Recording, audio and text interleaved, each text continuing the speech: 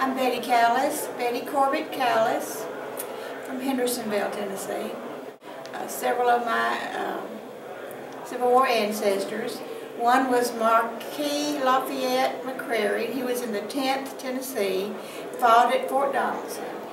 He was wounded there, and his father, Neely Dobson McCrary, went and got him and took him home to Plant, Tennessee, in Humphreys County. He got well and he joined the Army, back in the Army, and fought to the end of the war. Went and got him and took him home to Plant, Tennessee, in Humphreys County.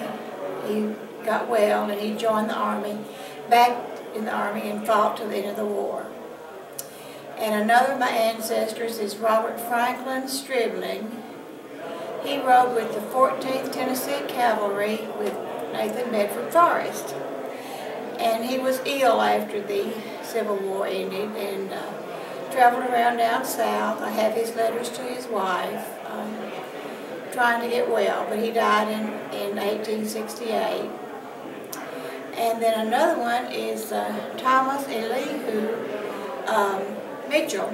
His father was a Unionist in Athens, Alabama.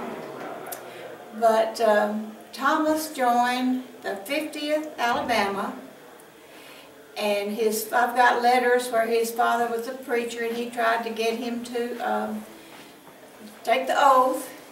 And his father, in the meantime, in Athens, Alabama, helped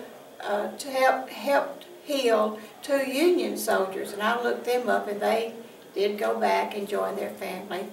And it's so funny where George Washington Mitchell, his father, is talking about getting passes to visit his son and trying to talk him into taking the oath. And when they fought, when Nathan Bedford Forrest, I think was the one he mentioned, I know Hood's army was there in '64, said the fighting got so bad that Thomas is going to take the oath. Well, I looked it up, and he did not take the oath till March 1865. And when on this oath it said family, he said none.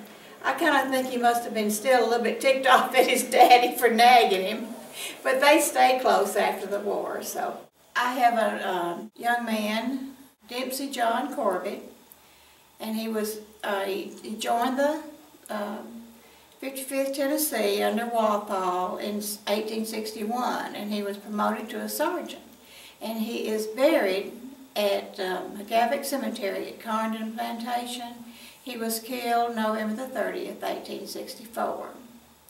And then I have one more, George Sargent, that's a family name, Anderson, who was in the 17th Tennessee Infantry.